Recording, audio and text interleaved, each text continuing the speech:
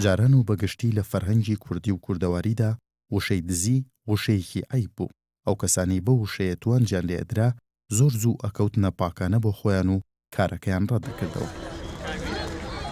بەڵام لە دوای ڕاپەڕینەوە و بەتایبەت لە ساڵانی دواییدا ئەم وشەیە و هاوتاکان و هاوشێوەکانی ئەم وشەیە وردە وردە خەریکە لە فەرهەنگی کوردیدا لە وشەیەکی عەیبەوە دەبێتە وشەیەکی ئاسایی، بەتایبەت دوای ئەوەی میدیا بەگشتی و میدیای ئەهلی بەتایبەت لە چەند ساڵی ڕابردوودا دەورێکی باشیان هەبوو لە خستنە ڕووی گەندەڵی و دیارنەمانی پارە و بەهەدەردانی.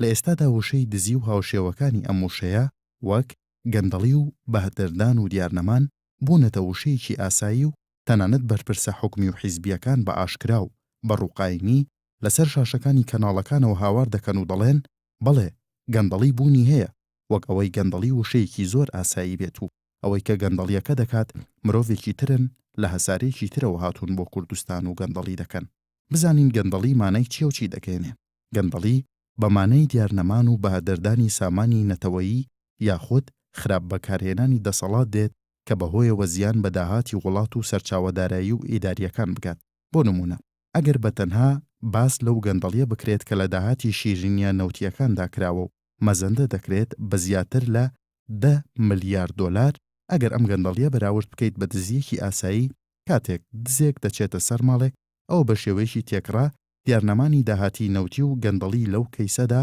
وەک ئەوە وایە 10 ملیۆن دز چوبنە سەر ماڵی خەڵکی و دزیان کرد بێت، واتە وەک ئەوەی بەقەت هەموو هاوڵاتیانی لوبنان و ئەردەن دزیان کرد بێت بە تێکڕای 1000 دۆلار بۆ هەر کەسێکیان. ئەوەی کە ئێستا تێبینی دەکرێت لە هەرێمی کوردستاندا ئەوەیە کە وردە وردە ئەم وشەیە بووەتە وشەیەکی ئاسایی و هەر لە سەرۆکی هەرێم و سەرۆکی حکومەت و وەزیرەکانەوە تا بەرپرسانی دەستەی دەسپاکی و چاودێری دارایی و ئەنجومەنی دادوەری تا بچووکترین کار بەدەست ئەم وشەیە بەکاردەهێنن و دەڵێن بەڵێ گەندەڵی لە کوردستان هەیە. بەڵام کەم کەس هەیە ئەم پرسیارە نەبکە، ئایا گەندەڵی بە مانای دزی گەورە و دیارنەمانی بڕەپارەی گەورە نایەت؟ باشە ئەگەر هەموو ئەم بەرپرسانە بڵێن گەندەڵی هەیە، ئەی کێ دەستگیریان دەکات؟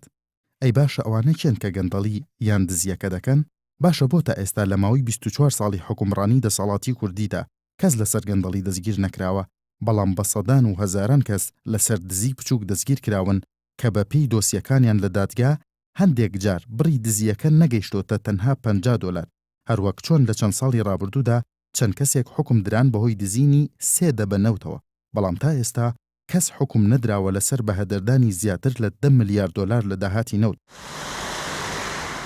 بۆیە لە کۆتایی ئەم راپۆرتەدا دوو خاڵی گرنگ هەن کە خۆیان دێننە پێشەوە و وا دەکات هەموو وەڵامەکانمان دەست بکەوێت. یەکەم، سەرباری ئەوەی کە هەمووان بە بەرپرسان و هاوڵاتیانی شەوە کۆکن لەسەر ئەوەی گەندەڵی و دزی هەیە لە داهاتی وڵاتدا، بەڵام نەک گەندەڵکاران سزا نادرێن، بەڵکو بەردەوام لەلایەن بەشێکی زۆری هاوڵاتیانەوە دیفاعیان لێ دەکرێت و بە گەورە و بەرپرسی خۆیانیان دەزانن. دووەم، هەموو جار کە هەڵبژاردن لە کوردستان ئەنجام ئەدرێتەوە، ئەوە ئەوانەی کە تۆمەتبارن بە گەندەڵی نەک دەنگەکانیان کەم ناکات، بەڵکو زیاتریش دەبێت لە ڕابردوو، کەواتە بەپێی ئەو دوو هۆکارە بێت بۆچی وشەی دزی لە فەرهەنگی کوردیدا عەیب بێت.